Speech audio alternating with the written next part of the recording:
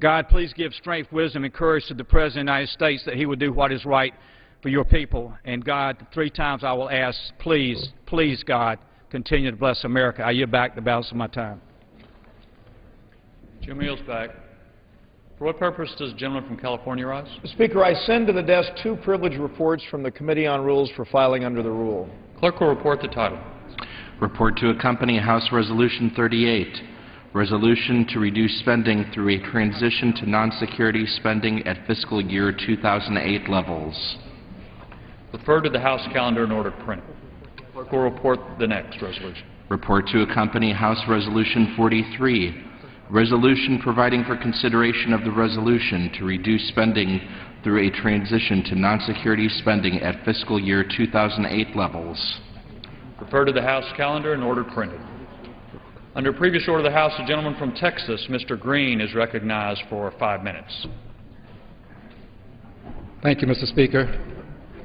Mr. Speaker, it has been written many centuries ago that if we know the truth will set us free. The truth is, Mr. Speaker, that repeal of the current health care law means that we will reinstate conditions that existed prior to the repeal. The truth is that prior to the law that we currently have, we were spending $2.5 trillion a year on health care. That's $79,000 a second. That's 17.6% of GDP. The truth is that if we had continued at that pace, we would spend by 2018 $4.4 trillion per year, more than 20% of GDP, $139,000 per second. The truth is that health care was going to bankrupt this country. CBO has estimated that this bill that currently passed and is in place now and is law, the health care bill that's law, saves about $1 trillion over a 20-year period, more than $1 trillion to be more appropriate. This bill, if it becomes law, will reinstate the past that we have tried to overcome. This bill will bring back, reinstate pre-existing conditions. And, as has been said, and for edification purposes, pregnancy is a pre-existing condition. This bill will reinstate the donut hole that we've been trying to close to help seniors with their pharmaceuticals. This bill will reinstate kicking children off of the policies that they're on now with their parents until they're 26 years of age. This bill will reinstate a condition wherein approximately 45,000 persons per year were dying from a lack of insurance. That's 1 person every 12 minutes. This bill will take us back in my state to 6 million persons being uninsured without the possibility of having insurance. Will take us back to 1.1 million persons in Harris County, Texas being uninsured. 20% of the children in the state of Texas are uninsured. This bill will take us back to a time and a place that we've tried to escape. And I thank God that this so-called repeal will not become law, because I believe that this bill, if it becomes law, will hurt too many people. And there are some I have actually heard say it would be good for it to become law, because then people could understand the pain that this bill will invoke. I don't agree. I do not agree, because I don't want people to suffer unnecessarily. I believe we do have a duty to be our brother's keeper. And by the way, It's easy to be your brother's keeper when you don't have to keep your brother. It is difficult to do the right thing, to make sure that every American has health care. In a country wherein we will take the bank robber who is harmed in the process of robbing a bank and give him aid and comfort. In a country wherein we will give our enemies in mortal combat aid and comfort if they should become wounded. In a country wherein we will give the person on death row who's to meet his maker next week aid and comfort if he gets sick this week, and then send him to meet his maker next week. In this country, the richest country in the world, if we can give aid and comfort to the bank robber, if we can give aid and comfort to the mortal enemy of this country, if we can give aid and comfort to those who are on death row, we can give aid and comfort to those who are among the least, the last, and the lost. I believe that we've made a mistake today. This is why I voted against repeal. Thank you, and I yield back, Mr. Speaker.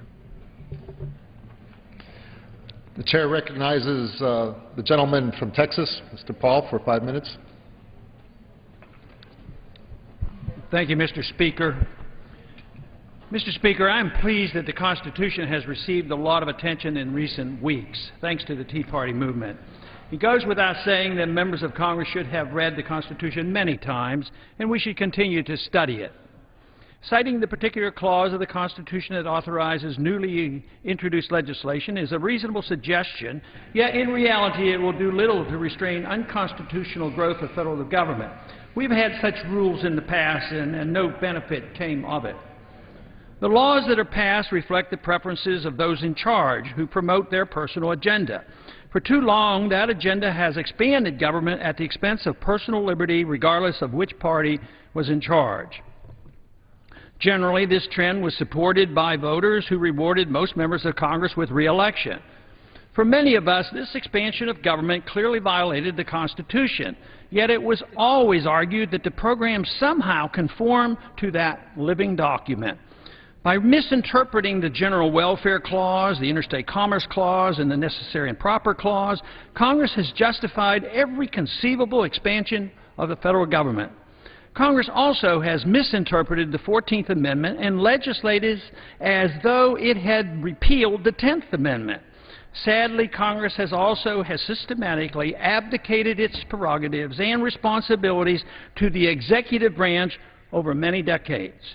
Too many people in and out of Congress grew up being taught that the Constitution was malleable.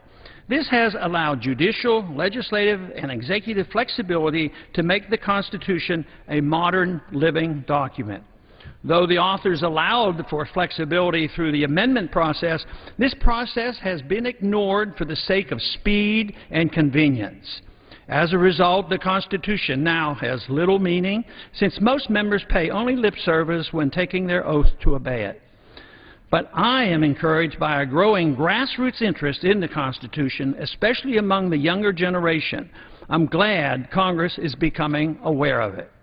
Our Constitution should be viewed as law, and members of Congress should be expected to follow the rule of law. But a document is just that, and it is only as good as the character of those who represent us and promise to obey it. Distorted interpretations come easily when the goal is opposite of what the original authors intended and what the plain text provides. If true liberty is not our goal, persistent efforts to rationalize misinterpretations and circumvent the Constitution will continue. Without men and women of character in Congress, respect for the rule of law, and a love of liberty, the Constitution becomes but a worthless piece of paper. Celebrating the Constitution without this understanding will do nothing to restore the greatness of America. Simply praising the document distracts from the need for members to gain the courage to resist special interests, political self-interest, emergency needs in times of crisis, fear-based economic myths, and the persistent temptation to seek security over liberty while ignoring personal responsibility and self-reliance.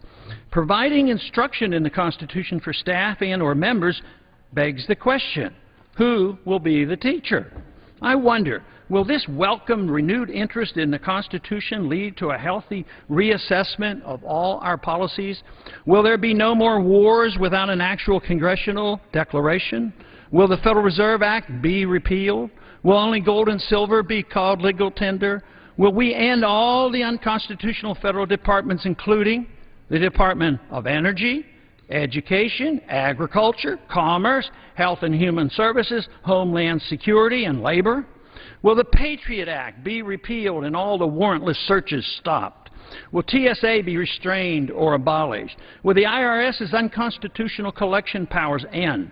Will executive and judicial quasi-legislative powers be ended? Will we end the federal war on drugs? Will we end the federal government's involvement in medical care? Will we end all the federal government's illusionary insurance programs? Will we ban secret prisons, trials without due process, and assassinations? Will we end our foreign policy of invasion and occupation? For Americans to once again become the standard for a free society, our love of liberty and desire for peace must far surpass any public display of fidelity to the Constitution. We must first look to strong moral character, respect for the rule of law, and an understanding of the proper role of government in a free society. And I yield back the balance of my time. Thank you.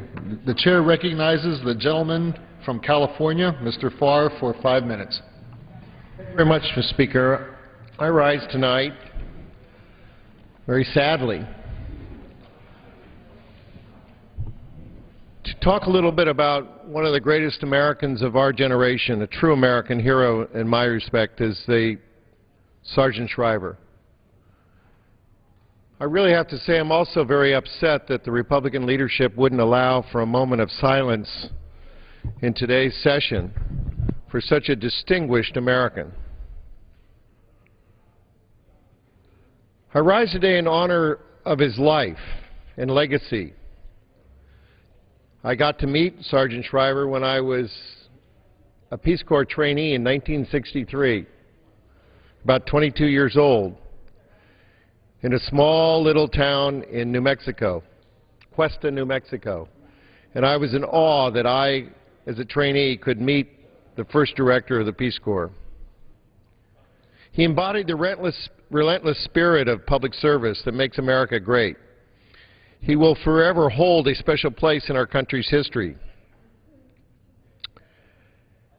I remember just the vitality and spirit that he had that just drove me to want to be even more a Peace Corps volunteer at a time when nobody really knew what they did because they hadn't come home yet. So it was really a risk, an adventure, really not sure that was this the best thing to do. And yet I look back with pride and admiration of what a privilege it was to serve under his leadership. With the Peace Corps, Sergeant Shriver took President Kennedy's vision of service and optimism and built it into one of America's best institutions. After 3 years as director of the agency, the Peace Corps had more than 6,500 volunteers serving in nearly 50 developing countries. And he once told me the story that in those days, with the President's own budgeting, they were able to place Peace Corps volunteers in Latin America and Africa before Congress ever got around to authorizing the program. And these volunteers showed the world the true American values of peace, prosperity, and opportunity that had been eclipsed by the Cold War. Over the past 50 years, through war and conflict, Sarge's foundational work of the Peace Corps has enabled volunteers to show the world a hopeful, uplifting side of America that reflects our fundamental values of service and tolerance. Today, Sarge's legacy lives on in 250,000 Americans who have served as Peace Corps volunteers in 139 countries around the world, all in the name of peace and goodwill. Beyond the Peace Corps, Sergeant Shriver was actively engaged in civic society. He served as ambassador to France, leader of the War on Poverty, as the first director of the Office of Economic Opportunity, which began the Head Start programs, which began VISTA, Volunteers in Service to America, and as a vice presidential candidate. His touch can be found on some of our nation's finest efforts, including the Special Olympics and racial integration.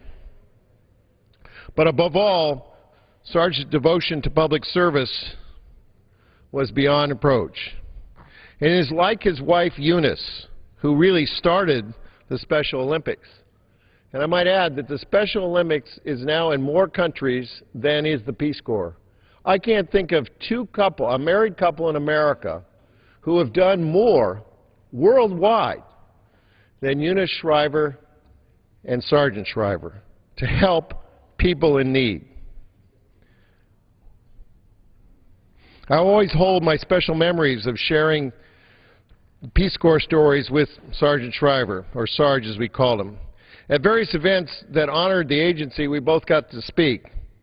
And one of my most significant moments in my life was the privilege of being presented with a Peace Corps Public Service Award in 2006 by Sergeant Shriver. To all that knew him, Sergeant Shriver was a man of tremendous heart and vision, who leaves behind a living legacy of service and hope. That legacy of public service lives on in the lives of his children. Their mother died in 2009, but today we have daughter Maria, who was the First Lady of California.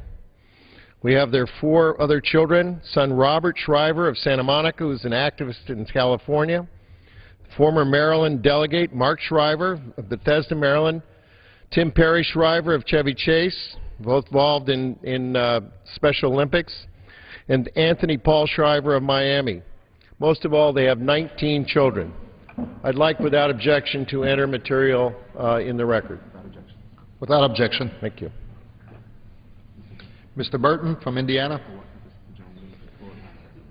For what purpose does the gentlewoman from Florida rise? Mr. Speaker, I ask unanimous consent to take Mr. Burton's time. Without objection, the gentlewoman from Florida is recognized for 5 minutes. I thank the Speaker for the time, and I rise tonight to recognize a great organization that has helped so many disabled individuals, the Walkabout Foundation. This terrific organization was founded by siblings Luis and Carolina Gonzalez Bunster. 16 years ago, when he was 18 years old, Luis was in a car accident that left him paralyzed from the chest down. Luis was not going to allow this tragedy to define him, nor limit his ability to lead a full life. Just a few months after his accident, Luis moved to South Florida and enrolled at my alma mater, the University of Miami. Soon after, Luis started driving again and began to live on his own. Leading an active lifestyle, which included being an avid swimmer, Luis took advantage of the University of Miami's extensive and accessible facilities. However, during a trip to the Connecticut YMCA a couple of years ago, Luis could not access the indoor swimming pool. So Luis and Carolina decided to take action. Not only did they promote awareness of paralysis and disabilities in this community, but they also made the Connecticut YMCA accessible for all the disabled. Out of this victory, the Walkabout Foundation was born. The Walkabout Foundation's mission is twofold. First, to actively pursue a cure for paralysis by helping fund research programs, and second, to provide wheelchairs to those who cannot afford one. The Foundation's unique efforts have garnered widespread support and attention. What makes the Walkabout Foundation singular is its drive to make sure that disabled individuals continue to lead full and active lives. This is due to Luis's character and unyielding belief that people should not be victims of their circumstances. The Walkabout Foundation has not limited its services and generosity to just our nation. Last month, the Foundation provided 200 wheelchairs to Haiti, in addition to the 400 they had already donated last year. As someone who has seen the devastation and the human tragedy that has befallen the poor island nation of Haiti since last year's tragic earthquake, I know the impact and benefit that the efforts of Luis and Carolina will bring to help the lives of so many disabled individuals in Haiti. They have also provided 100 wheelchairs to the Dominican Republic. These wheelchairs will go to children, teenagers, and adults afflicted by paralysis, polio, cerebral palsy, muscular dystrophy, as well as amputees. I commend Luis, Carolina, and their Walkabout Foundation for all that they do. They are truly an inspiration for all. Thank you, Mr. Speaker, and I yield back. Thank you. The chair recognizes Mrs. Christensen for 5 minutes. Thank you, Mr. Speaker. Mr. Speaker, for everyone who has been listening to the dialogue and debate around health care reform, I want to make something crystal clear. Regardless of the vote in the House, health care reform was not repealed today.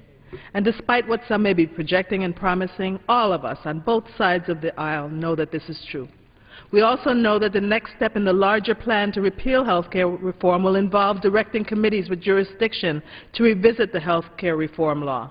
Now, if this is going to be a process that includes meaningful hearings and honest dialogue about how to strengthen and bolster, not dismantle and obliterate health care reform, then I would support that strategy. It would allow us to work together to build on the many successes that the Patient Protection and Affordable Care Act has already demonstrated, successes for our children, our seniors, the poor, and the already insured. That was the kind of process that led to the development and passage of the Patient Protection and Affordable Care Act. But to be honest, that was then.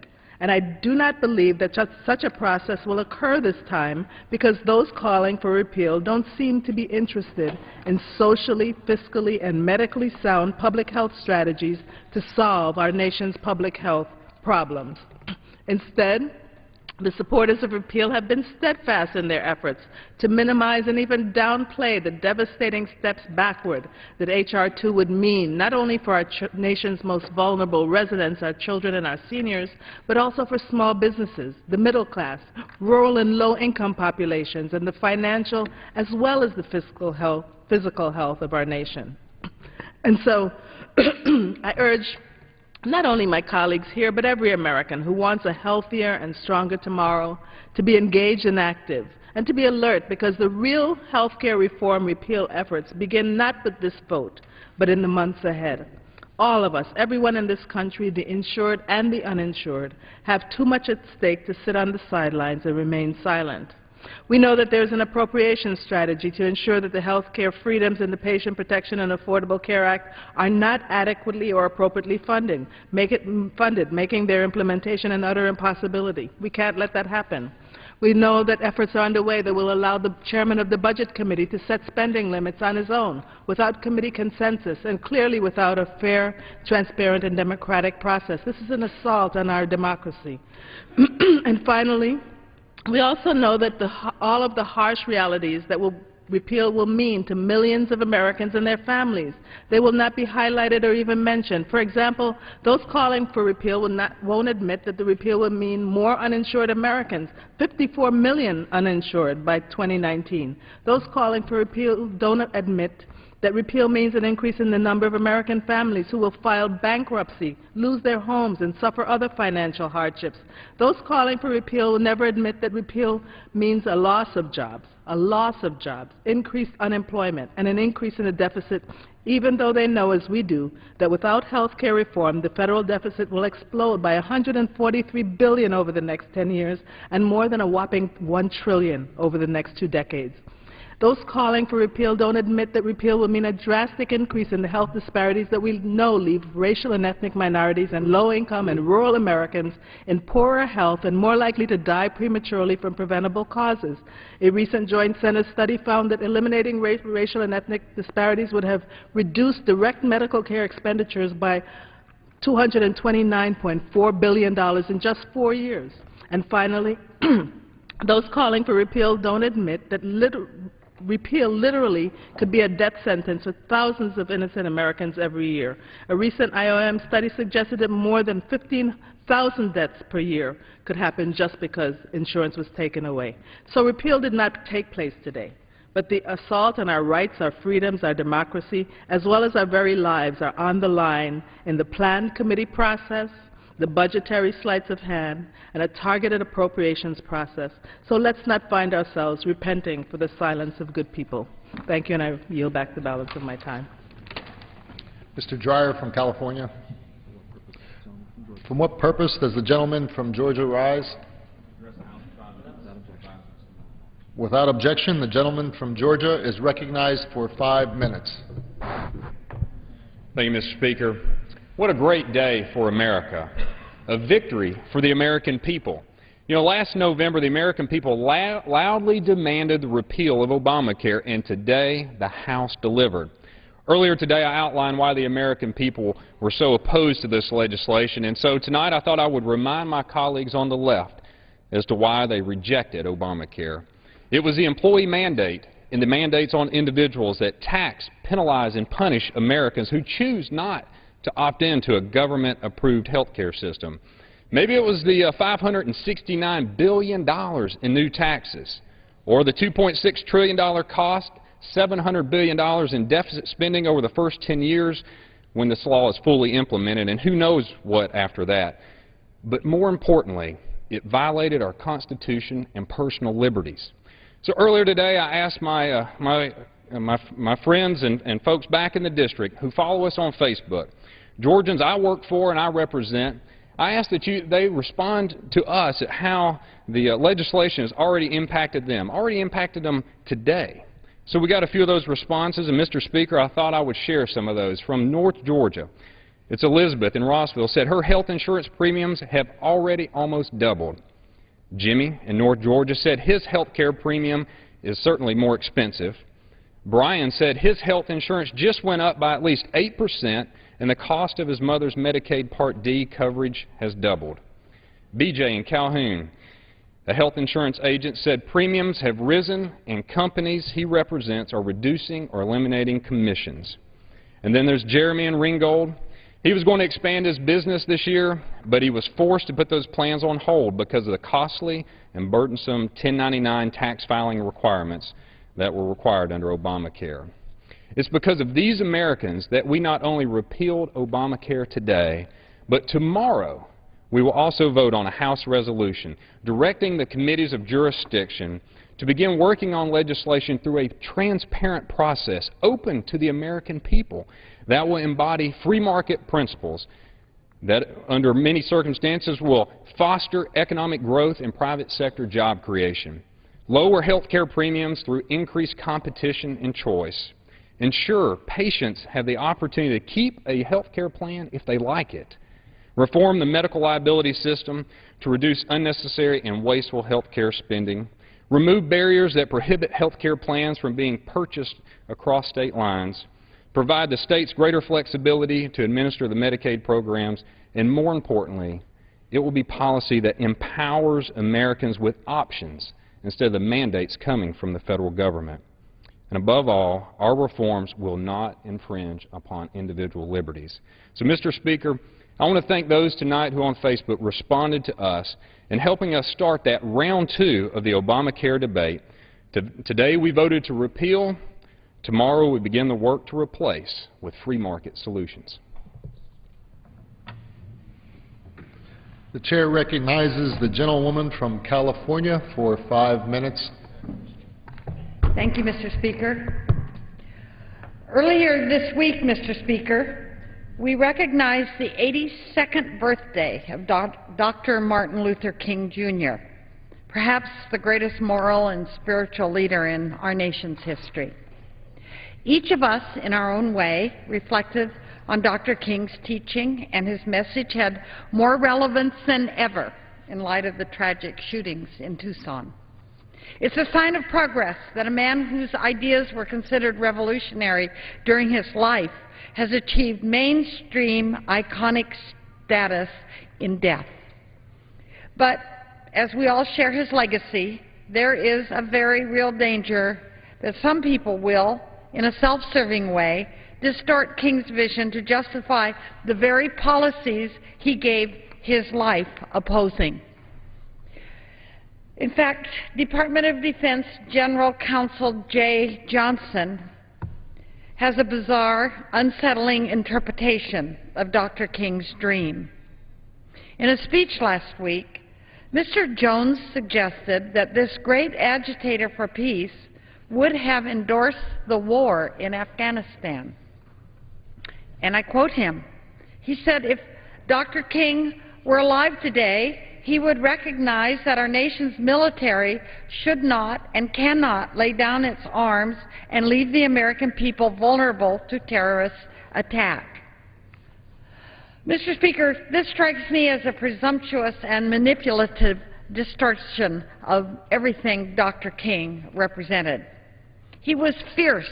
He was resolute in his opposition to the Vietnam War. He was a courageous, controversial stand that cost him friends and allies. He believed nothing as strongly as the idea that nonviolence was the only route to social change. He left little ambiguity about his feelings on war. He said, "The chain reaction of evil wars producing more wars must be broken." Dr. King once said, "Or we shall be plunged into the dark abyss of annihilation." I don't know how you get much clearer than that, Mr. Speaker. Violence, he preached, is a descending spiral, begetting the very things it seeks to destroy. Through violence you may murder the hater, but you do not murder the hate.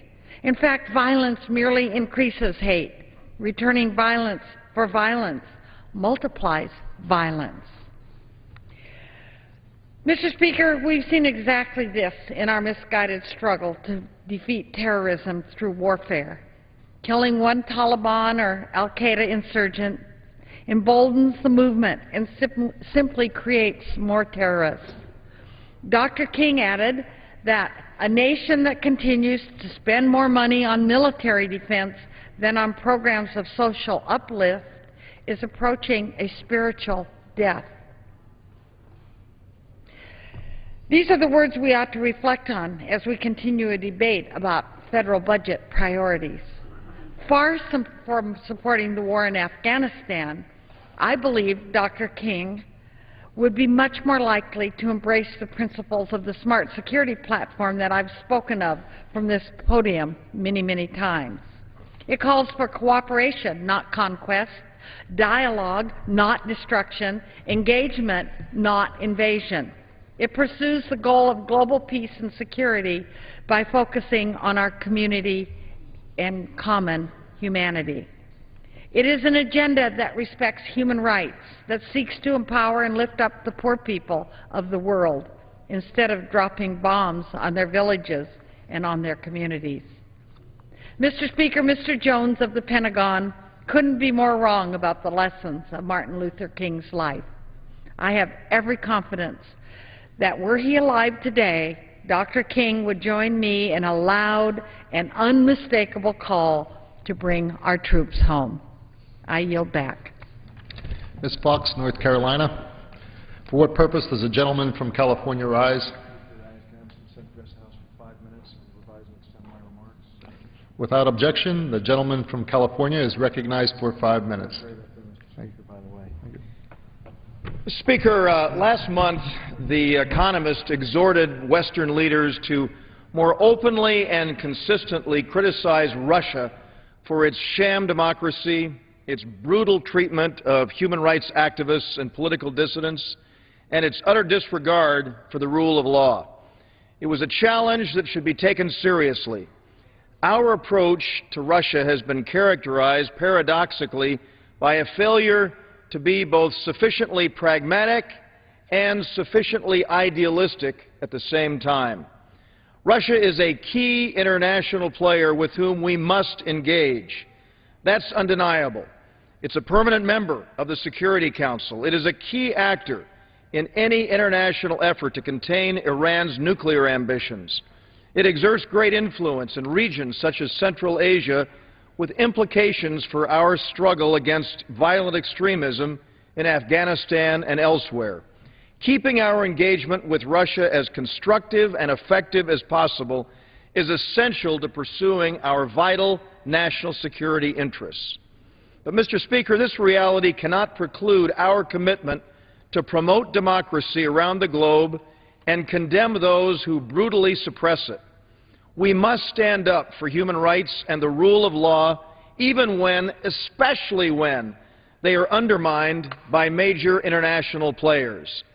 We cannot remain silent when journalists and activists are killed or savagely beaten with impunity, while political prisoners face years of jail time.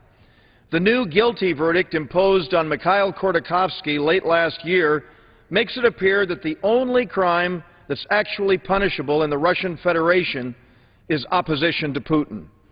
Days after the verdict was handed down, opposition leader and former Prime Minister Boris Nemtsov was arrested for participating in a peaceful rally.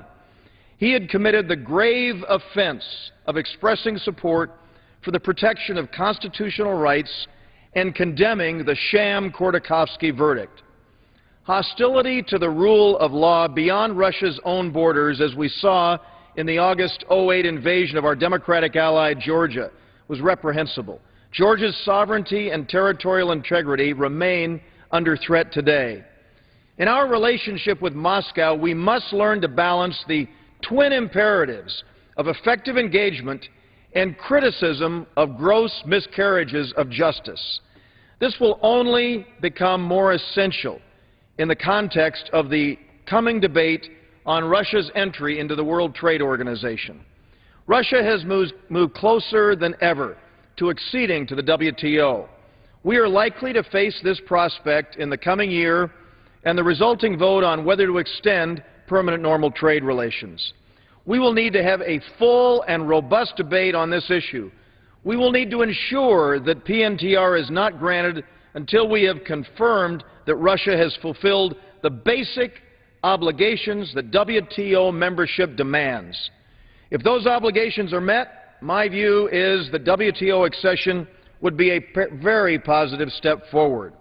Bringing Russia into a rules-based trading system would bind Moscow to the rule of law. It would create consequences and enforcement mechanisms for failure to live by its commitments. WTO membership is by no means a panacea, particularly for systems as deeply flawed as Russia's. But it would be a significant step in the right direction. Not only would it impose the rule of law in Russia's trading relationships, it would demonstrate that even Moscow recognizes the value of international rules of fairness. This should serve as a reminder that their presumed indifference to our criticism is no excuse for failing to voice that criticism. We need to engage with Russia, but Russia also needs to engage with us. We cannot shy away from taking a public stand against increasingly brutal repression at the hands of those with whom we have important negotiations. Neither can we lose sight of the fact that supporting the rule of law is not just about promoting American ideals. One of the most important lessons of the last decade is that democracy strengthening is as firmly grounded in realpolitik as it is steeped in lofty, high-minded ideals. If our moral clarity helps to strengthen democracy advocates in Russia, we will further our strategic goals in the long run. A less corrupt, less autocratic regime in Moscow will result in a better international partner. As Vladimir Kara-Murza has written in World Affairs, defending the rule of law is not just our right, but our duty. Last week, Vladimir wrote that statutes of the Organization for Security and Cooperation in Europe, to which both the U.S. and Russia are party, make this clear. The statutes state, and I quote, "Issues relating to human rights, fundamental freedoms, democracy, and the rule of law are of international concern." It is absolutely imperative, Mr. Speaker, that we do everything that we can to strengthen this relationship, but pursue the rule of law. And with that, I yield back the balance of my time. Time has expired. The chair recognizes the gentlewoman from Ohio for 5 minutes. Thank you, Mr. Speaker. Before all the pomp and circumstance of tonight's state dinner honoring Chinese President Hu Jintao, a closed-door meeting took place between President Obama, the Chinese president, and the power brokers from some of the largest global corporations that seem to create more jobs outside this country than inside it. Steve Ballmer of Microsoft, Jeffrey Immelt of General Electric, Jim McNerney of Boeing, David Rubenstein of the Carlyle Group, Ellen Coleman, the CEO of DuPont, and many greedy Wall Street bankers showed up. John Thornton, the chairman of HSBC Holdings, and Lloyd Blankfein, my gosh, the chief executive officer of Goldman Sachs. Where have we heard about them before? Whose imprudent firms are responsible for the economic meltdown that the rest of America is trying to dig out of as we speak tonight. Too often, these international corporations and mega banks have taken America's ingenuity and hard work that were built with so much effort and shipped them overseas, destroying American jobs and ballooning our half-trillion-dollar trade deficit.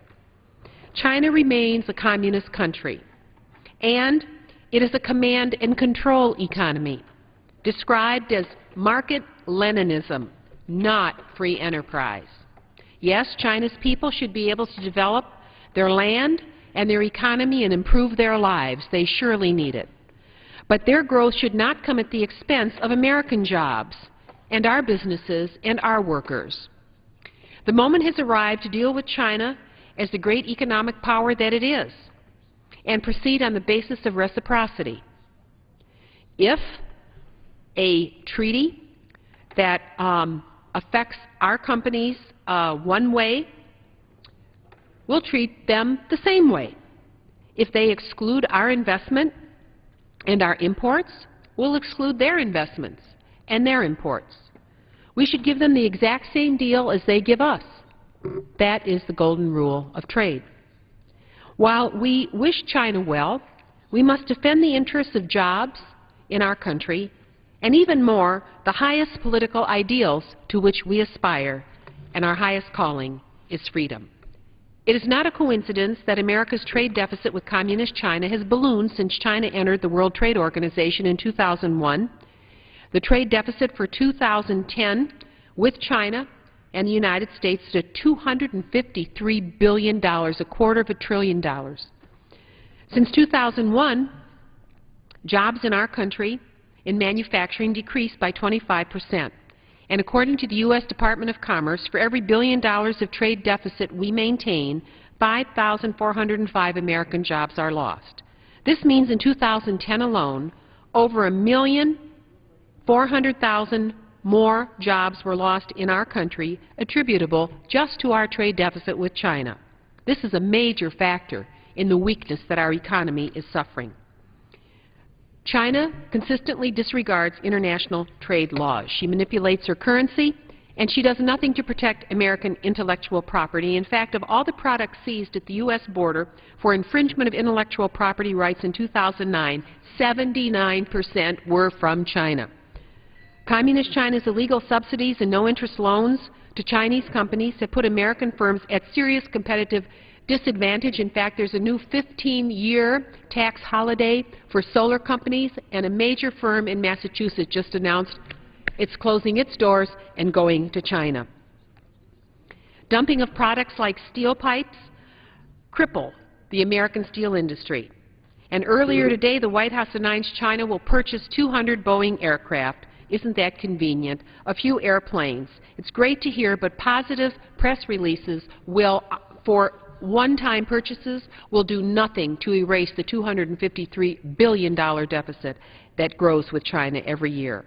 Holding China accountable and creating an environment where Communist China's best interest is to follow international trade laws, to protect intellectual property rights, to stop illegal subsidies and no-interest loans to Chinese companies, and to further work to create a level playing field for all, is in the hands of both the Obama administration, the new majority in this House, and our colleagues in the Senate.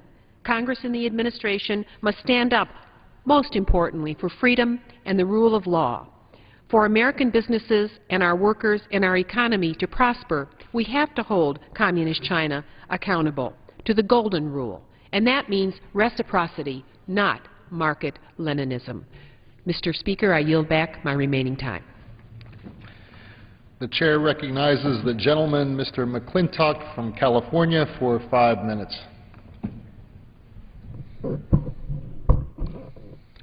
Thank you, Mr. Speaker. The Department of Interior issued an announcement yesterday that perfectly illustrates the irrationality of our current approach to water issues. California's precipitation this season has gone off the charts.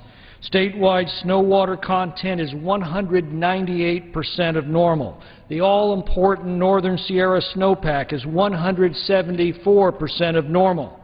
This is not only a wet year, it is one of the wettest years on record. Yet yesterday we have this announcement from the Department of the Interior that despite a nearly unprecedented abundance of water, the Bureau of Reclamation will only guarantee delivery of 45% of the Central Valley of California's contracted water supply south of the Delta. This is the same percentage they received last year that had barely average rainfall. This is of crucial importance to the entire nation, since the Central Valley of California is one of the largest producers of our nation's food supply.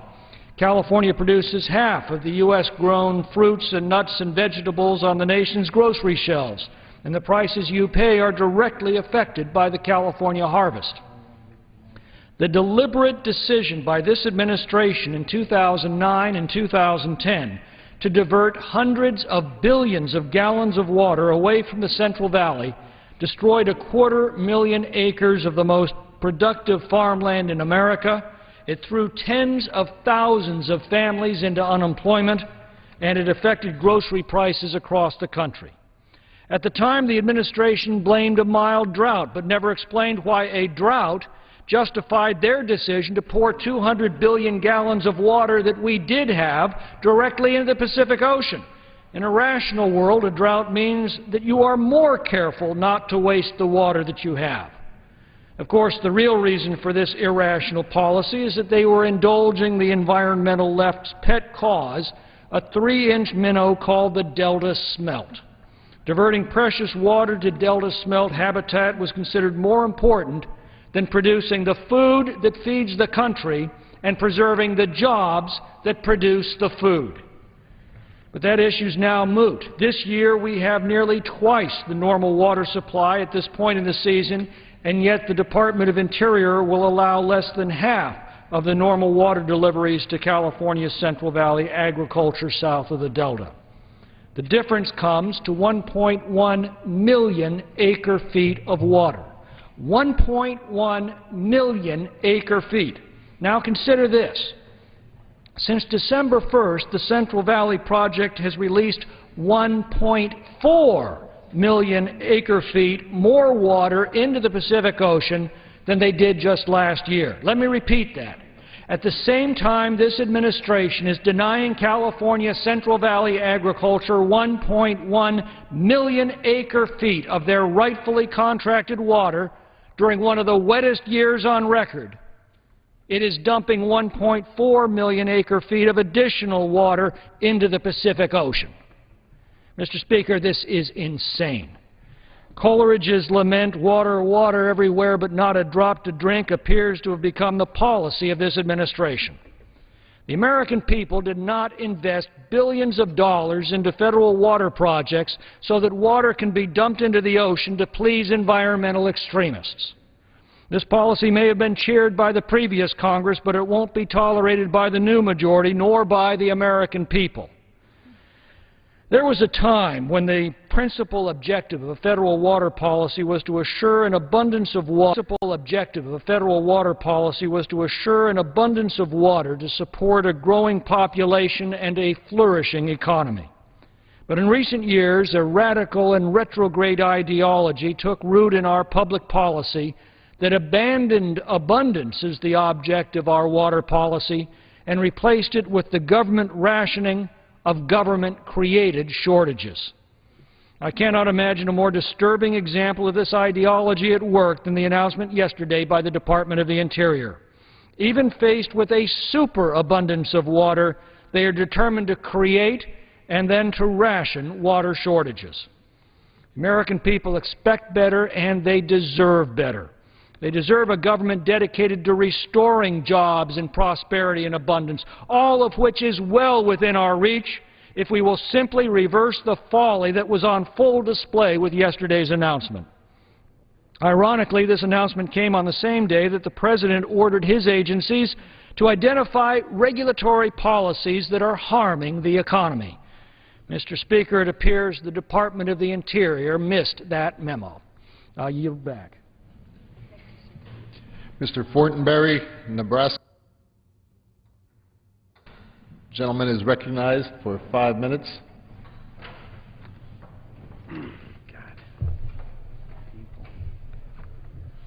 How are you?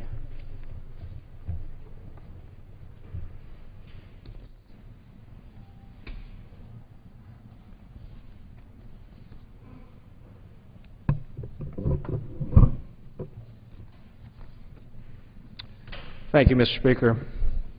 Mr. Speaker, at the outset, let me stress the importance of managing our complex relationship with China in a manner that honors the transcendent principles that define America's national purpose and our identity. Tonight, President Obama, perhaps as we speak, and President Hu Jintao will toast one another just blocks from here at the White House at an official state dinner. While appropriate for heads of state, we must remember that untold thousands in China continue to suffer horrific tortures for exercising their right to self-expression. Beijing's ruthless treatment of democracy activists and their families, internet freedom advocates, religious minorities, and women and families victimized by a callous policy of coerced abortion and forced sterilization must continue to make us uncomfortable, even as dinner is served. Nobel Prize winner Liu Xiaobo, whose photo is right here, languishes in prison right now as his wife and family members remain under house arrest. And how many more people suffer in silence?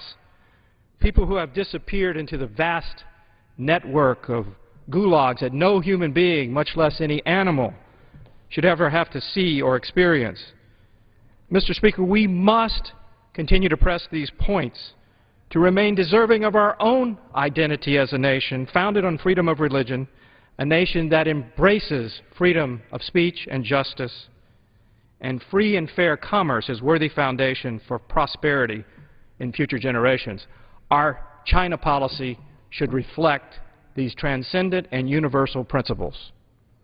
On the economic front, nearly $2 trillion of debt and a bilateral trade deficit approaching $300 billion also pose weighty concerns. We must challenge China to abandon its embrace of unbridled mercantilism, which manifests itself in massive subsidies and other trade-distorting practices that contribute to this staggering imbalance. China must know that global responsibility and accountability are inseparable. We must, Mr. Speaker, also look ourselves in the eye and order our own fiscal affairs, revive stagnant manufacturing industries, refurbish our industrial base, and take responsibility for our economic future. We need to look closely at our willingness to place profit over principle and to point the finger of blame at China while perpetuating our own economic dysfunction. With regard to the future of civilization itself, China is modernizing its nuclear arsenal. China is giving cover to North Korea's nuclear program. China trades with Iran, and China has controversial plans to break with international precedent and build nuclear reactors in Pakistan. Just last week, in a show of its ever-expanding projection of power, China tested a new stealth fighter aircraft. What kind of world are our children and our allies in the Pacific standing to inherit? Neither the United States nor China can afford to allow 6 decades of peace and security to slip through our fingers. Mr. Speaker, do I want a good relationship with China? Yes, absolutely. But we have a responsibility to work together to shape our complex relationship with that country, to seek meaningful progress on the tough issues, to acknowledge the positive elements of China's extraordinary culture and past civilization. However, we must do so without shrinking from challenging outright affronts to our principles and whitewashing threats to international security. I yield back. Mr. Pence, Indiana. Under the Speaker's announced policy of January 5th, 2011, the gentleman from Vermont, Mr. Welsh, is recognized for 60 minutes as the designee of the Minority Leader. Thank you, Mr. Speaker. We appreciate the time for this special order of 1 hour to discuss the repeal of health care. And this legislation that was passed today is the triumph of the Republican victory in the elections. And the Republicans ran on a campaign platform of repealing Obamacare, as it was called and vilified, and today accomplished that goal. Obamacare became a vilification of health care, really a caricature of what was in the bill. It became a million different bad things to a million different people. But the moment the campaign is over and the partisan political points have been put on the board, each of us who has been elected, Republican or Democrat, has the responsibility to use our office to make pragmatic progress for the American people. And the purpose of our special order tonight is to explain in concrete detail what the American people lost and will lose if the repeal is ultimately successful. We have a number of my colleagues here to join us, and to start it off for us is one of the senior members of the Energy and Commerce Committee, a leader in health care reform and elements of the health care reform that have broad bipartisan support, Representative Eshoo from California. I yield such time as she may consume. I thank my colleague for organizing this this evening, and I rise to talk to whomever is tuned in this evening to tell some stories. I think stories are really what relate more than anything else what is going on in the lives of our constituents and the American people. I want to take people back several years. It was 1996. I was a fairly new member of the Energy and Commerce Committee, and after having had meetings in my district with people in the disabled community, I learned something that I didn't know. And I shared it with many other members of Congress. They were not aware of it. I don't think the general public was aware of it. And it was the following, and that is that buried in the fine print of insurance policies, in this case health insurance policies, was a cap on lifetime limits of benefits. Now that doesn't sound too menacing to begin with, but just think if any one of us, God forbid, were in a horrible automobile accident. We have seen what has happened to our colleague in Tucson, and the bills that are attendant to that kind of high end of health care. Certainly people in the disabled community understood this very well. And so the more I probed, the more I learned. Meanwhile, the actor, the wonderful, optimistic, and superb actor Christopher Reeve had endured a terrible, terrible accident as an equestrian. I think everyone remembers that. And they remember the courageous battle that he waged, not only for more research to be invested in our country, but the hope that stem cell research held. But he also understood this whole issue of limits in an insurance policy on total benefits that would be paid for by the insurance company. And so it was at that time, 1996, that I introduced legislation to lift the lifetime limit on the caps, on the ceiling in health insurance policies. That effort has been going on since 1996. In 2010, the Democrats saw fit to place that legislation into the health reform bill that has become law.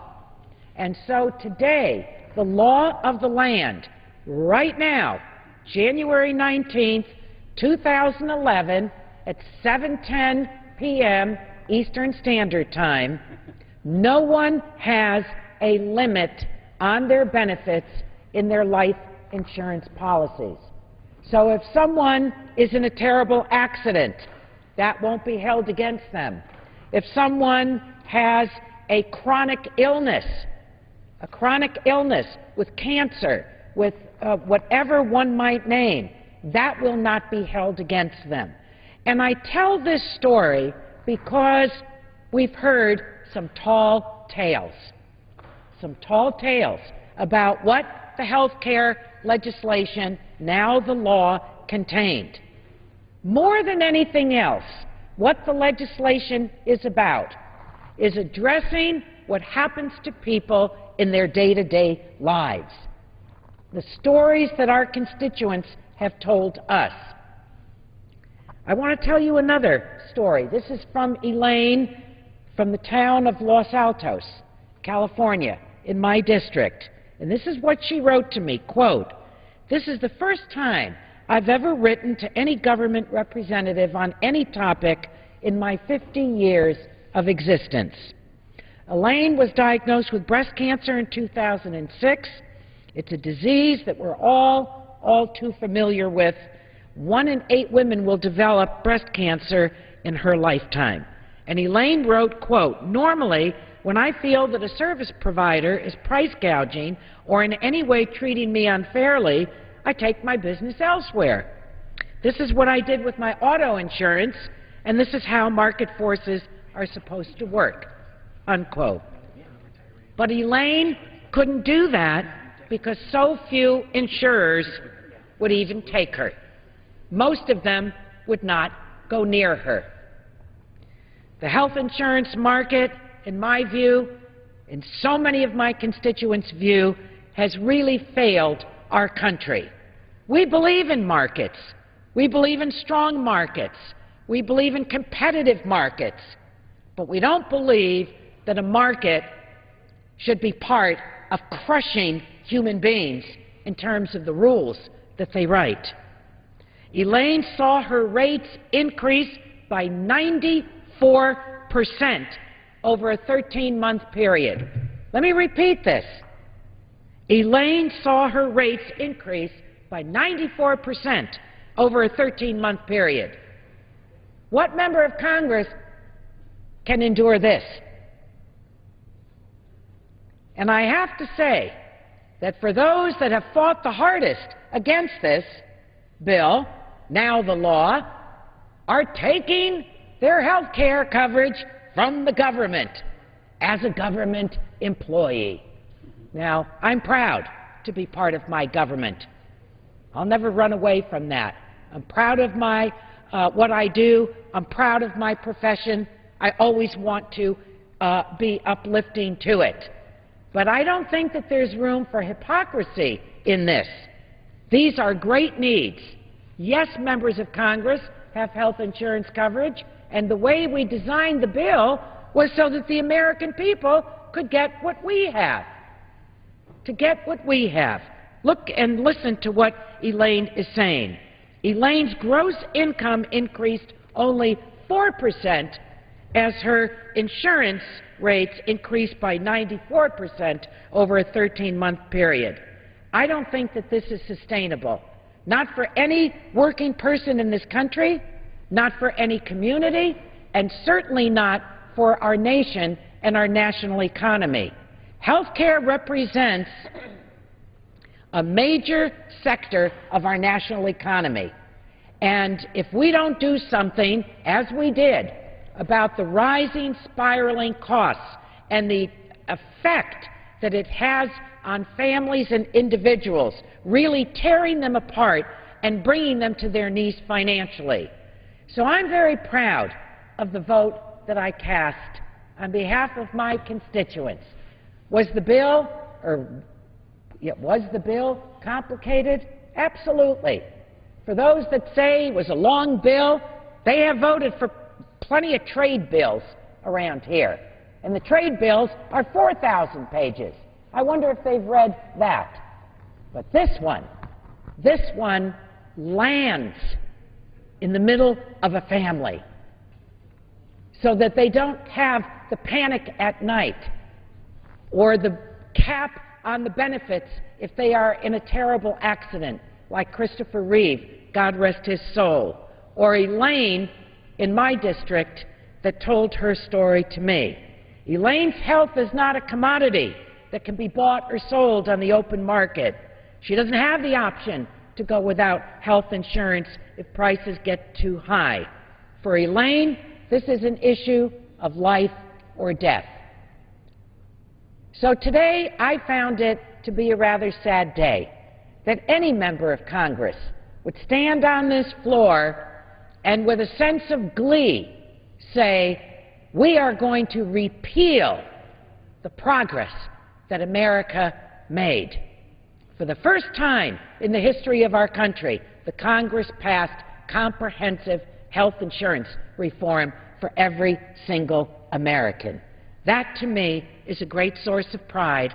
I think it is to Elaine. And I think if Christopher Reeve were here, he would say bravo as well.